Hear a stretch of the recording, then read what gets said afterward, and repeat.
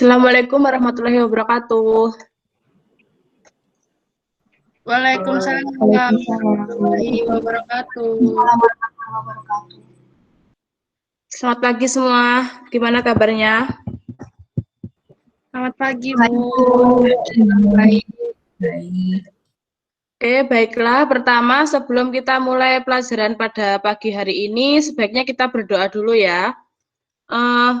Silakan untuk ketua kelasnya, teman-temannya dipimpin untuk berdoa. Di sini siapa ketua kelasnya? Mungkin Fauzan bisa memimpin teman-temannya untuk berdoa terlebih dahulu. Baik, Bu. Sebelum kita mulai pelajaran mata kuliah hari ini, mari kita berdoa sesuai keyakinan masing-masing. Berdoa mulai.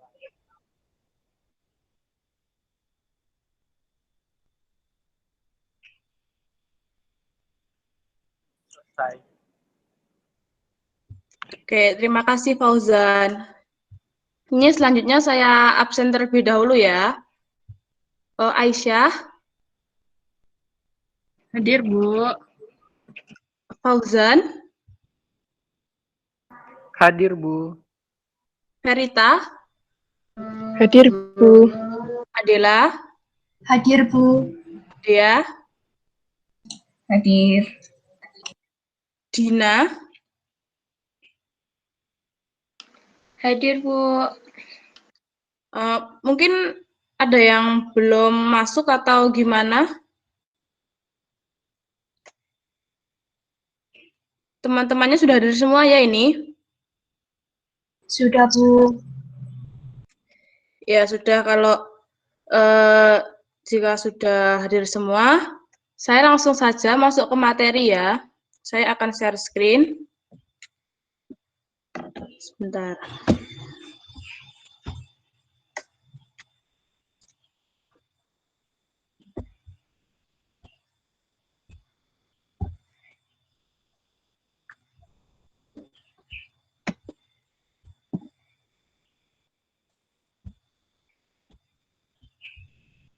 Apakah sudah terlihat? Sudah. Ya, pada kesempatan kali ini kita akan membahas tentang membuat rancangan bahan atau lab sheet Bolero. Nih, yang pertama itu pengertian Bolero. Bolero merupakan semacam jaket yang pas di badan dengan ukuran panjang di pertengahan dada dan terbuka di bagian depan. Bisa lengan pendek ataupun panjang. Kata bolero berasal dari tarian Spanyol yang memiliki langkah dan berhenti yang dramatis. Nih selanjutnya, macam-macam bolero. Yang pertama ada red bolero. Konon idealnya bolero berwarna merah. Hal ini juga karena alasan jaket jaket mini atau bolero ini terinspirasi dari jaket matador. Jadi contohnya seperti ini untuk bolero red bolero, dan ini terinspirasi dari jaket matador, seperti ini jaket matadornya. Yang selanjutnya les bolero. Tidak semua bolero dirancang minimalis dan berkonsep clean atau bersih gitu ya. Bolero jenis ini justru penuh les dan payet. Karakternya penuh dekorasi dan aksen yang dinamis. Nah, maksudnya kan bolero bahan les ini biasa untuk kayak gaun pesta seperti ini. Gaun pesta kan pasti ada kayak payet-payet ataupun hiasan-hiasan gitu. Tidak hanya digunakan untuk gaun pesta saja, namun les bolero ini juga bisa digunakan di busana casual seperti ini. Untuk selanjutnya ada satin bolero. Satin yang sangat lembut dan nyaman merupakan bahan favorit untuk membuat bolero. Karakter tadi membuat bolero ini lebih fleksibel dibanding bahan wol, lycra, atau yang lainnya. Ini contohnya ada penggunaannya seperti ini ya. Ini semisal kayak dibuat untuk busana kerja. Seperti ini. Kalau ini bisa digunakan untuk busana pesta, lebih tepatnya busana pesta di siang hari. Jadi kayak lebih nggak berat gitu ya, nggak banyak hiasan gitu. Terus bisa dipakai juga untuk anak-anak seperti ini. Jadi bolero ini bisa dipakai untuk anak-anak dan juga orang dewasa, nggak orang dewasa saja. Selanjutnya bahan-bahan bolero. Bahan bolero dapat dipilih berdasarkan desain, kesempatan penggunaan, dan corak yang diinginkan. Bahan jenis apapun sebenarnya dapat digunakan sebagai bolero atau rompi. Akan tetapi ada jenis bahan-bahan tertentu yang memang lazim digunakan. Bahan untuk bolero dapat menggunakan bahan dacos, satin, brokat, ataupun katun. Seperti ini contohnya, ini bahan dacos, terus bahan satin seperti ini brokat, dan ini katun. Jadi, ini saya berikan contohnya itu kebetulan ini bahan-bahannya semuanya itu tidak ada coraknya atau bahan-bahan polos. Nah, sebenarnya bisa untuk memakai bahan-bahan polos, maaf, maksudnya bahan-bahan bercorak. Jadi sesuai kayak kesempatan saja, sesuai keinginan mau dipakai ke kesempatan yang gimana. Jadi nggak harus pakai bahan yang polos. Ini untuk selanjutnya adalah pola bolero. Ini contoh desainnya. Contoh desainnya seperti ini. Nah, untuk pola dasarnya itu kita menggunakan pola Meineke atau pola pori. Sama saja ya, atau Meineke atau pori itu. Jadi, nanti baru kita pecah. Untuk yang pertama ini, TG sama dengan HG itu ini. TG ini sama dengan HG. Jadi HG-nya tuh ini ke sini. Untuk TG-nya ini naik sekitar 1,5 cm dan ini keluar 1,5 cm. Terus untuk HL sama HT. Maaf, maksudnya mungkin ini HG ya. Jadi itu sama, diturunkan 1 cm dan dikeluarkan 1,5 cm.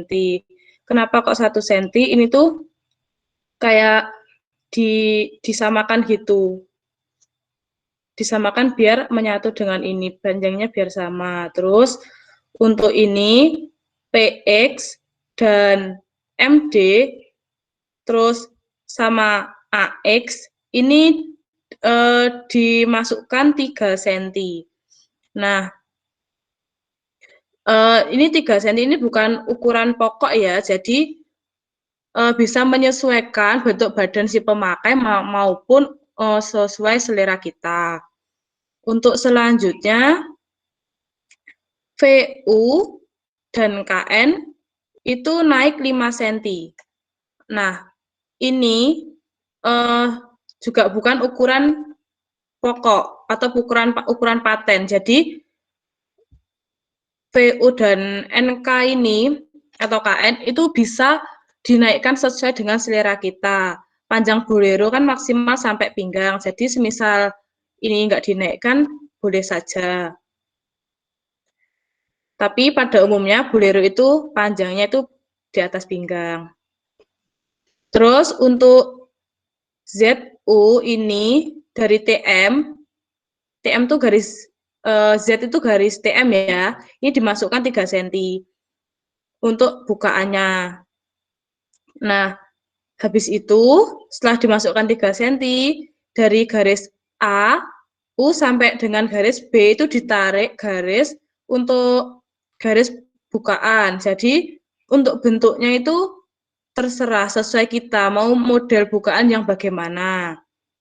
Nah, untuk selanjutnya ukur kerong lengan dari mulai E, G sampai dengan O itu lingkarnya berapa. Nah, setelah menemukan lingkar kerong lengannya itu Selanjutnya buat pola lengan licin ya. Nah, Bu, kenapa kok lengan licin? Sedangkan di sini ada kerutannya. Nah, itu nanti variasinya ini saat menjahit. Jadi, nanti polanya tetap kita menggunakan pola lengan licin. Untuk saat menjahitnya itu pada bagian tengah lengannya itu diberi elastis gitu. Jadi, supaya bisa menimbulkan efek berkerut seperti ini. Tapi polanya tetap pola lengan licin seperti itu. Nah, selanjutnya adalah merancang bahan. Merancang bahan utama dapat dilakukan dengan dua cara, yaitu satu, merancang pola di atas bahan secara utuh sesuai lebar kain yang ada pada pasar. Jadi ini kayak merancang bahannya itu langsung di kainnya seperti itu dengan ukuran sesuai dengan ukuran tubuh model. Nah, untuk yang kedua, merancang pola di atas bahan atau marker layout dapat dilakukan dengan menggunakan pola besar ataupun pola dengan ukuran skala yang lebih kecil, misalkan skala 1/4 atau 1/6. Nah, ini jadi kita dapat buat di kertas seperti itu bisa menggunakan pola yang besar maupun pola yang kecil, tapi pada umumnya itu menggunakan pola yang kecil dengan skala 1/4 atau skala 1/6, karena untuk kita kayak lebih mudah nantinya kalau membeli kain tuh habisnya seberapa seperti itu. Jadi bisa juga mengira-ngira habisnya uang kita itu berapa seperti itu. Nah, peletakan pola harus dimulai dari pola yang paling besar terlebih dahulu. Pola yang kecil diletakkan di sela-sela pola besar. Ini fungsinya apa? Fungsinya itu supaya nanti bahan yang kita gunakan itu tidak terlalu banyak. Jadi peletakannya itu bisa jarak di antara pola satu dengan pola yang lainnya tuh jaraknya seminimal mungkin seperti itu. Nah, ini kalau pakai kertas ya, nanti kita tuh kayak dari sini itu ukuran lebar kainnya, terus ini dari sini ke sini itu panjang kainnya, ini tengah-tengahnya nanti dilipat seperti ini, terus polanya ditempel di bagian sini. Nah, nanti itu polanya seperti tadi, nempelnya yang besar dahulu, baru yang kecil seperti itu. Nah, mungkin itu yang dapat saya jelaskan. Ada pertanyaan? Belum, Ini saya Bu. stop sharing ya.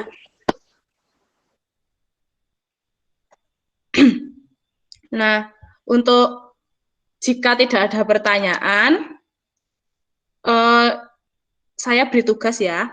Jadi tugasnya itu kalian buat pola bolero, terus nanti dibuat rancangan bahannya di kertas ya menggunakan skala 1/4. Terus habis itu dikumpulnya minggu depan. Sama nanti ini PPT-nya saya kirim di grup WA ya. Habis saya kirim dipelajari lagi, dan untuk semisal nanti ada yang ditanyakan, Bu, polanya bingung nih saya gimana gitu. Nah, nanti bisa ditanyakan di grup WA, pasti saya jawab nanti ya. Ini sudah nggak ada yang ditanyakan lagi? Jika tidak ada, saya tutup ya. Kita lanjut di grup WA. Ya, sekian dari saya. Terima kasih. Wassalamualaikum warahmatullahi wabarakatuh. Waalaikumsalam warahmatullahi wabarakatuh.